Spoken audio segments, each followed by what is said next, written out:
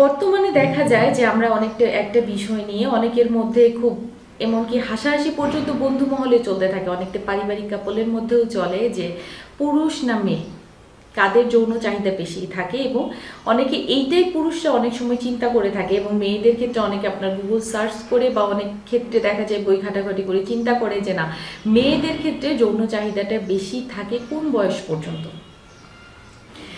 আজকে এই বিষয় সম্পর্কে আপনাদেরকে ছোট একটা ইনফরমেশন দিব, যেটা দেখা গেছে একটা গবেষণায় টেক্সাস ইউনিভার্সিটির একদল স্টুডেন্ট আপনার বিভিন্ন বয়সী মেয়েদেরকে নিয়ে একটা গবেষণায় চলে আসে। তারা 3টা ভাগে মেয়েদেরকে ভাগ করে। একটা দেখা যায় যে আপনার যে বয়স থেকে মেয়েদের সাধারণত শারীরিক বৃদ্ধিটা শুরু হয়, সেইখান থেকে যেমন 16 বছর বয়স থেকে 23 বছর বয়স পর্যন্ত একদলকে ভাগ করা হয়।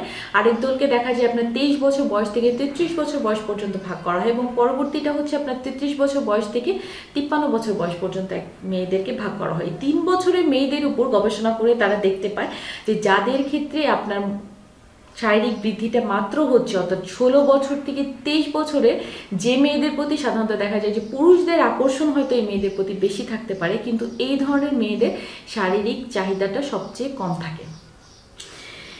এদের তুলনায় যারা 23 থেকে 33 বছর বয়সে পৌঁছায় তখন দেখা যায় যে এদের থেকে শারীরিক চাহিদাটা অনেকাংশেই বেড়ে যায়। তো অনেকে দেখা যায় যে এই বয়সটাকে অনেকে চিন্তা করে যে এটা হচ্ছে বিয়ের উপযুক্ত সময়।